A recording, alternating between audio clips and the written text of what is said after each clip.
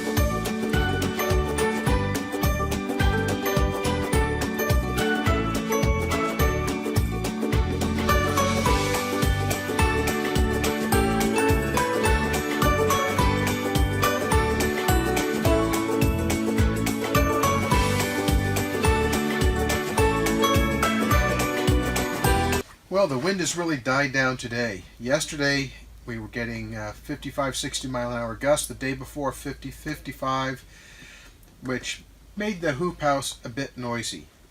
Yesterday, after the camera quit, I cut this brace here and put it across the two legs in order to strengthen it.